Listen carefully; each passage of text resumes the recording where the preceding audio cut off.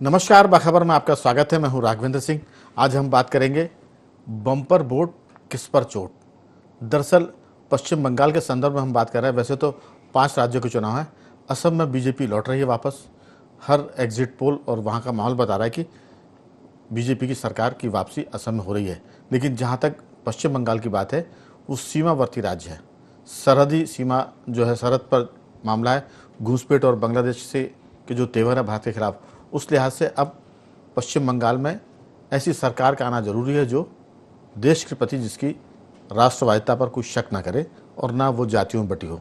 तो कुल मिलाकर एसआईआर, घुसपैठ और वोट परसेंटेज ये बताते हैं कि पश्चिम बंगाल में कुछ बड़ा होने जा रहा है।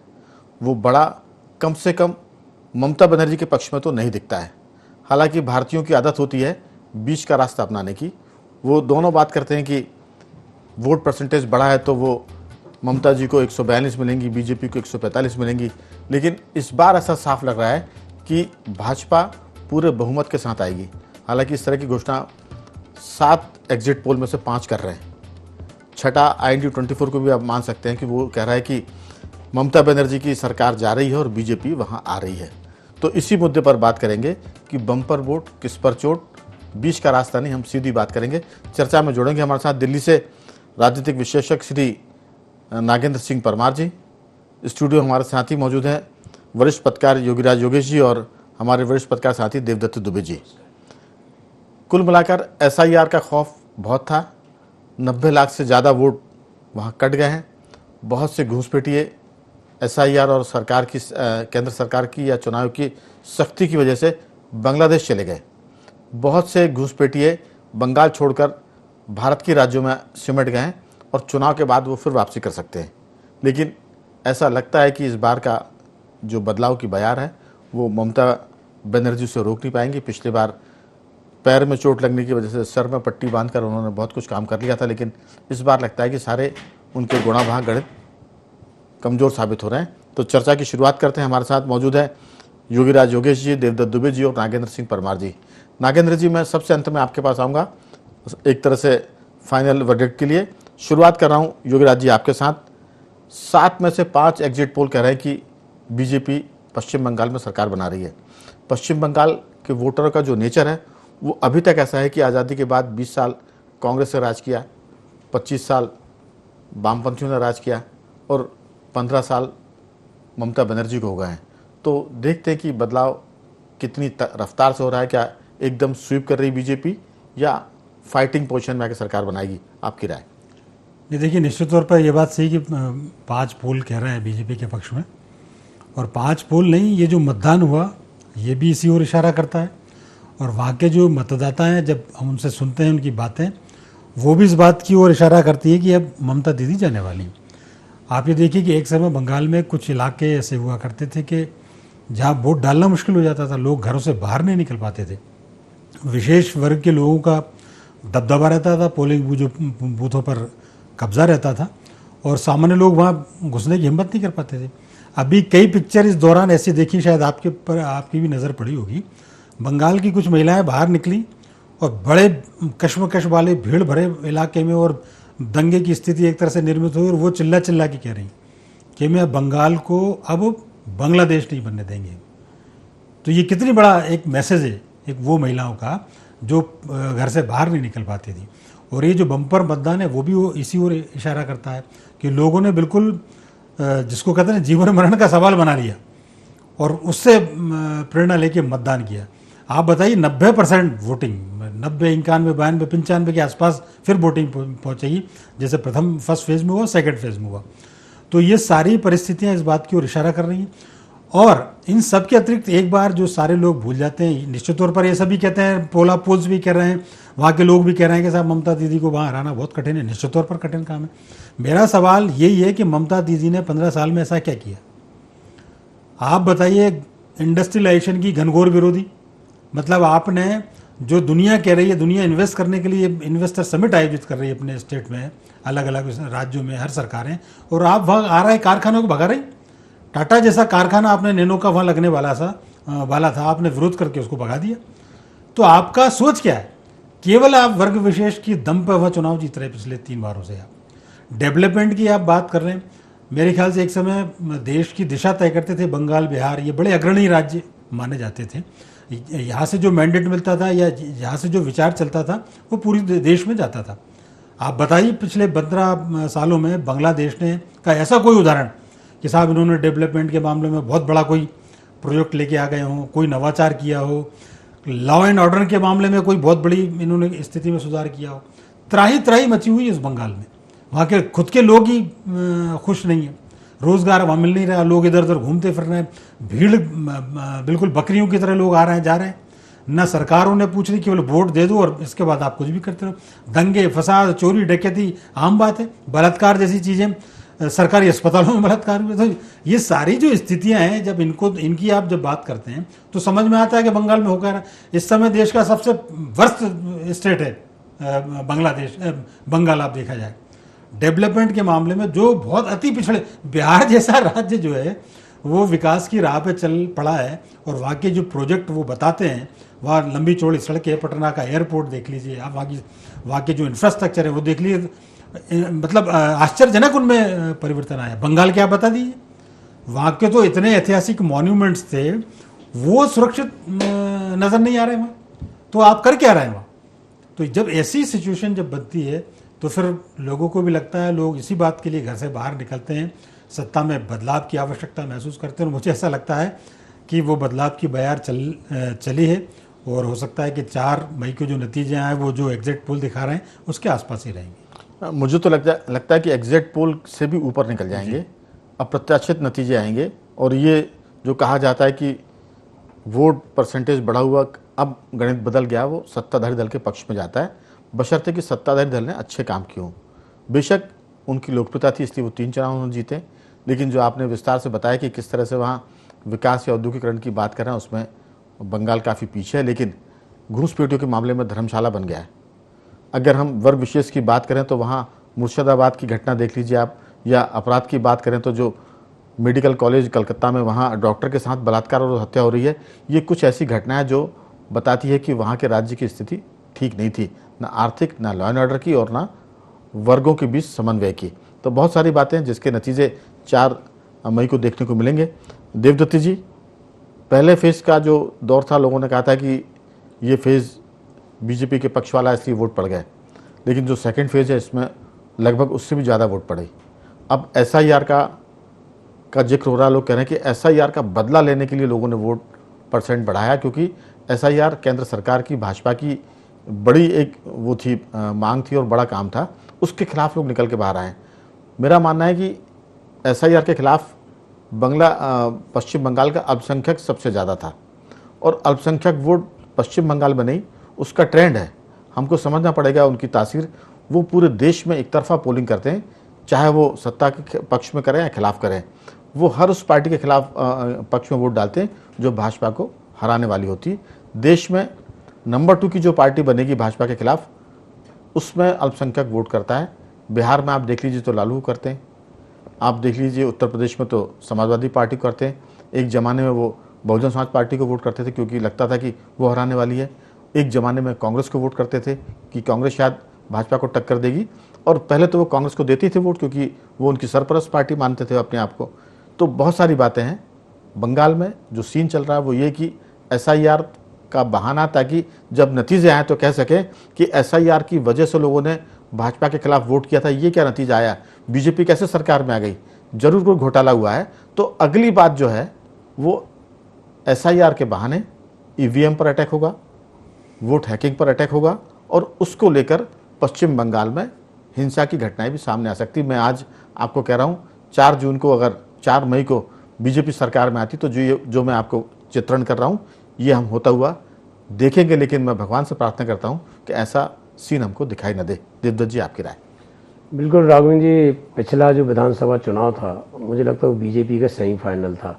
50 से ज़्यादा विधायक उनके बहुत कम वोटों से हारे थे। तो ये SIR ये सब बहाने तो बेकार है। वहाँ बदलाव की सौगात थी और बीजेपी ने जिस तरह से वहाँ काम किया, दौरे किए, जमावट की उनके कार्यकर्ताओं ने बैठ के लिए, तो माहौल परिवर्तन का पिछले विधानसभा चुनाव बन गया था। लेकिन लगभग 50 विधायक तो उनके बहुत कम मार्जिन से हारे थे, और उनके प्रति सिंपैथी भी थी इस बार। तो जिस तरह के लोगों से खबरें आ रही है, आज एग्जिट पोल भी यदि सबका आप निकालेंगे एक नया एग्जिट पोल, तो बीजेपी की सरकार बन रही है, तो वहाँ लोग अब त्रस्त हो चुके थे, एक तरह से एंटी इनकम्बेंसी पनप चुकी थी वहाँ पूरी तरह, और लोग बदलाव के मूड में थे, और उनको विकल्प जो मिला वो भाजपा ने विकल्प दिया पूरे देश में। और लोकसभा चुनाव में तो हम देखते हैं कि पश्चिम बंगाल में बीजेपी जीतती है सभी सांसदों को, तो वही रणनीति और वही फोकस करके इस बार बीजेपी ने जिस तरह से चुनाव लड़ा है, जिस तरह से लोगों को उम्मीद जगाई, और एसआईआर में जिस तरह से जो घुसपैठिए थे उनके नाम काटे गए, और बहुत सारी जो केंद्रीय गृह मंत्री अमित शाह उन्होंने जो ललकारा के गुंडे सामने ना दिखे, फिर वो सब, इसका एक साइकोलॉजिकल दबाव भी हुआ। और जो मतदाता बदलाव की इच्छा रखता था लेकिन मतदान केंद्र नहीं जाता था, इस बार वो भी निकला। कई हमने रिपोर्टरों से जो उनकी बाइट देखी वो देखी, तो लोग खुलकर बोले इस बार। तो मुझे लगता है कि जो बदलाव की बयार थी वो इस बार परवान चढ़ी, और बहुत अच्छे मार्जिन से भी बीजेपी बहुमत में आ सकती, इसकी भी संभावना लग रही, क्योंकि लोग बदलाव चाह रहे थे, अंदर से चाह रहे थे। उनको विकल्प का अभाव था, उनको एक तरह से डर था, वो डर भी बीजेपी ने दूर किया और एक विकल्प प्रस्तुत किया। और जिस तरह से अच्छी खासी संख्या में विधायक थे, उन्होंने विपक्ष का रोल अदा किया, वो भी एक कारण था। तो मुझे लगता है कि इस बार जो कांग्रेस और जो अन्य दलों की रणनीति है वो फेल हो गई भाजपा के आगे। उन्होंने जिस तरह से बैठकें की, संघ ने भी वहाँ काम किया, तो एक तरह से बहुत अच्छा वो दिख रहा है। उन लोगों को मौका नहीं दिया जो लोग इस तरह की गतिविधियों में संलग्न रहे। नागेंद्र जी, दरअसल वामपंथी और कांग्रेसी भी इस पूरे चुनाव में दिखे नहीं ज़्यादा। जिस वामपंथ ने वहाँ 25 साल राज किया हो एक तरफा, उसके बाद ममता बनर्जी ने उस वामपंथ के किले को ढहाया, और 15 साल में ममता बनर्जी का किला ढहता हुआ दिख रहा है एग्जिट पोल में भी, और जो वहाँ माहौल है। और इस बार कोई सिंपैथी वोट भी नहीं है, क्योंकि इस बार ना तो वो व्हील चेयर पर चोट लग के घूम रही है, ना सर पे उनके पट्टी बंधी है। तो सीधी सी बात है कि लोग अब वहाँ इस बात से तंग आ गए कि घूसपैठिए बढ़ रहे हैं, सरकार की जो पॉलिसी है वो एक वर्ग के पक्ष में ज़्यादा है, और ऐसा लगता है कि वहाँ 30 वर्सेस 70% का मामला हो गया है। आपको याद होगा कि योगी आदित्यनाथ ने एक बार उत्तर प्रदेश में कहा था कि 80-20 का मामला है, ये मुकाबला 80-20 के बीच में। तब लोगों ने कहा था कि वो सांप्रदायिकता फैला रहे हैं। जवाब आया था कि 20% वोट जब एक मुश्त डलता है तब वो सांप्रदायिक नहीं होता है, लेकिन 70-80% वोट जब एक तरफ डलते हैं तो सांप्रदायिक हो जाते हैं। उन्होंने कहा कि मैंने ये नहीं कहा कि हिंदू मुसलमान।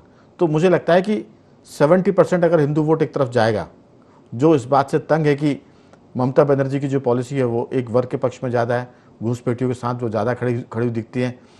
और उद्योग की बात करें, रोजगार की बात करें, बंगाल के सोनार बंगाल नाम तो कहते हैं, लेकिन सोनार बंगाल नहीं, वो मिट्टी बंगाल बना दिया। वो स्थिति वहाँ हो गई है। आपकी राय? क्योंकि ममता बनर्जी ने महिलाओं के लिए भी काट किया था कि जो वहाँ ओबीसी की महिलाएं, ST-SC की महिलाएं, उनको हम 1000 रुपये अभी दे रहे हैं, 1200 करेंगे, 1500 करेंगे। बीजेपी ने उसका भी काट ढूंढा। सीधा उन्होंने कहा कि हम 3000 रुपये प्रति माह देंगे पश्चिम बंगाल की महिलाओं को। उसके साथ साथ ये भी कहा कि हम गुड गवर्नेंस देंगे। SIR की बात की, घुसपैठियों को भागना पड़ेगा। तो वहाँ एक राष्ट्रवाद की बात भी हुई है, आधी आबादी के पक्ष में भाजपा ने बात की है, और उसने देश के कई राज्यों में महिलाओं के लिए, आधी आबादी के लिए जो काम करके दिखाया, वो मैसेज भी पश्चिम बंगाल में गया है, जो महिलाओं के भीतर भाजपा के प्रति एक विश्वास पैदा करता है। क्योंकि 15 सालों से तो लोगों ने ममता बनर्जी को देख ही लिया, आजमा लिया है। आपकी राय? राघवेंद्र जी, 2024 के लोकसभा चुनाव के बाद से अब तक जितने भी राज्यों में चुनाव हुए, उन सब राज्यों के चुनावों से अलग इतर अगर हम बंगाल की बात करें तो बंगाल का चुनाव अनूठा और अनोखा चुनाव में से माना। ये इसका कारण ये देखिए आप कि इस चुनाव में सबसे पहली बात तो ये कि राज्य सरकार के कामकाज पे कम लड़ा गया है चुनाव की। इसमें क्या मीन व्यक्ति सरकार काम उसने किए 15 साल में, क्या काम करने बाकी रह गए। वहीं सत्तासीन पार्टी तृणमूल कांग्रेस ने भी केंद्र सरकार के कामकाज पे कि क्या उसने किया, क्या उसकी विफलताएं थी, इस पे बात नहीं हुई। चुनाव की जो मुख्य धुरी थी वो थी घुसपैठिया, SIR, हिंदू मुस्लिम और वायलेंस भी कौन से, प्री पोल वायलेंस भी और पोस्ट पोल वायलेंस भी, जिसके लिए भाजपा रणनीतिक रूप से इंश्योर कर रही थी कि ना तो pre poll violence Punjab Bengal में सहा जाएगा और ना पोस्ट पोल वायलेंस भी चलने दिया जाएगा।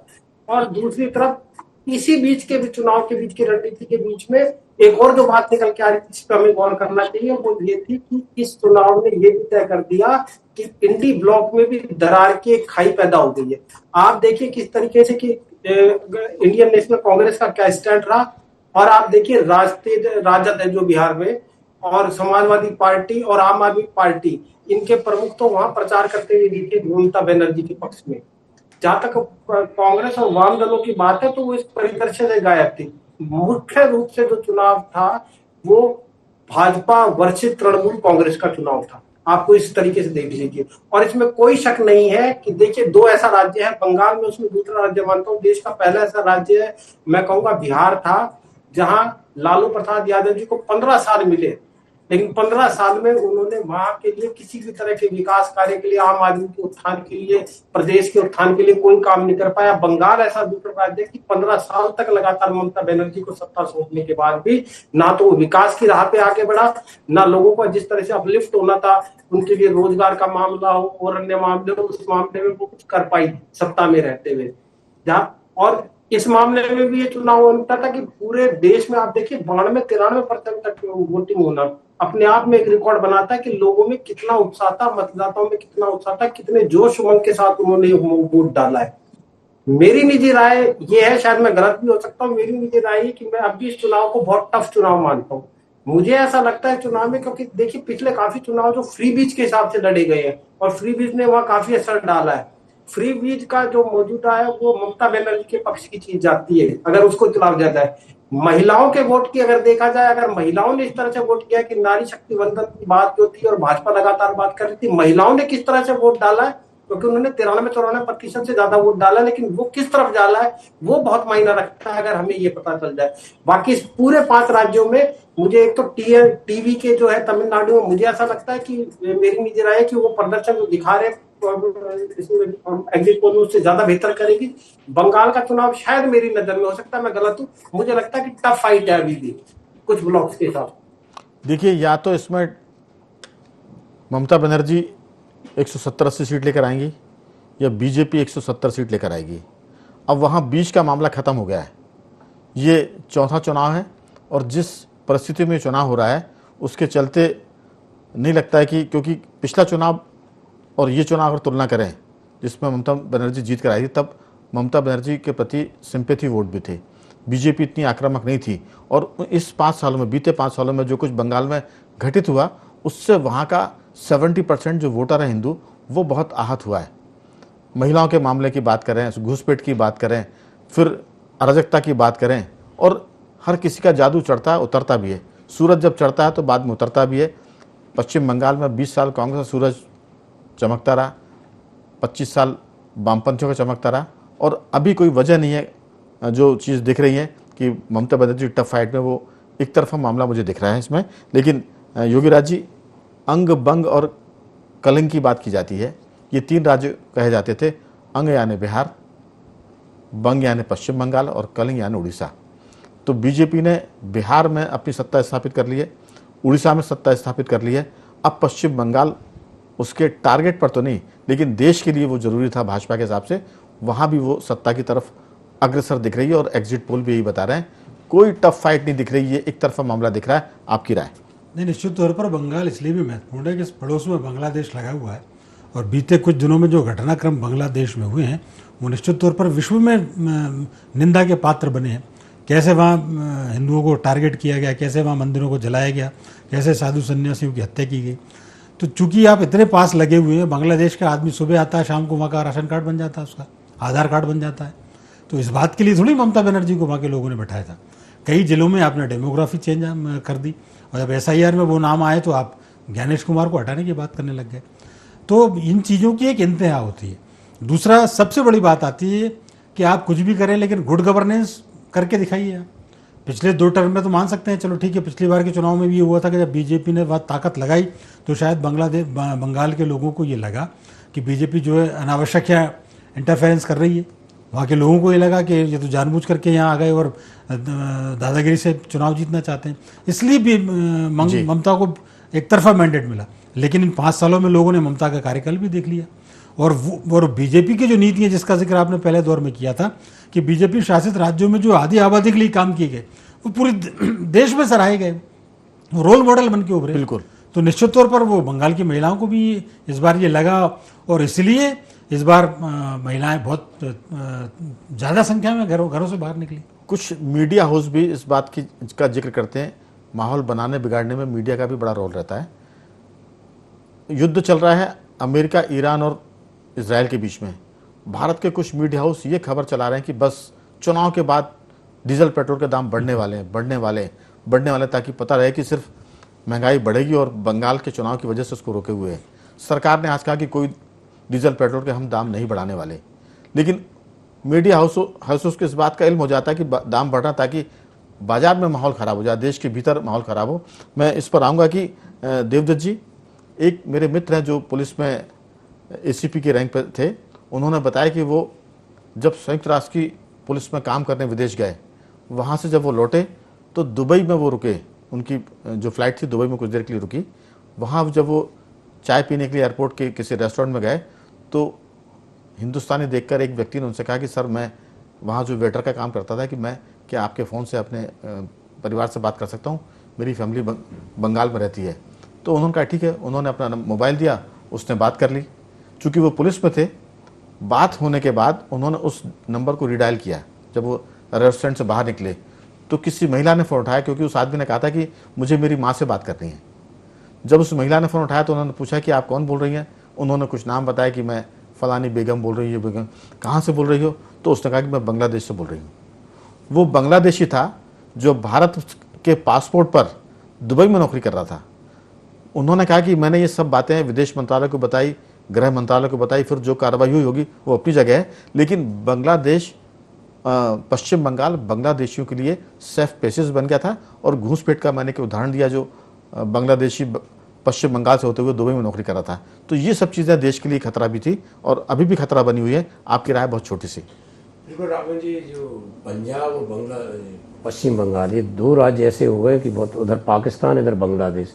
तो इधर तो बांग्लादेश की जिस तरह घुसपैठी, बताओ 60 लाख 90 लाख SIR में नाम काटे, कितने लोग घुसे हैं और कितने क्राइम वहाँ के लोग कर रहे हैं, कैसी दशा वहाँ हिंदुओं की किए हुए। तो ये तो बहुत गंभीर मामला हो गया था और इसी बात को भाजपा ने उठाया और इसी का फायदा आम जनता जो राहत की सांस लेने के लिए बीजेपी की तरफ जो मुड़ी कि ये आएंगे तो ये सब बिल्कुल गुंडे ठीक हो जाएंगे, उसी के लिए तो मतदान हुआ है इस बार। बीजेपी राष्ट्रवाद की बात करती है, नेशन फर्स्ट की बात करती है, और फिर वो ये कहती है कि हिंदुत्व की बात इसलिए करती है कि हिंदू ऐसा है, सनातनी ऐसे है कि जो केवल सनातनियों के कल्याण की बात नहीं करते, वो विश्व कल्याण की बात करते हैं। वो ये नहीं कहते कि हमारे धर्म को छोड़कर सारे धर्म बेकार हैं।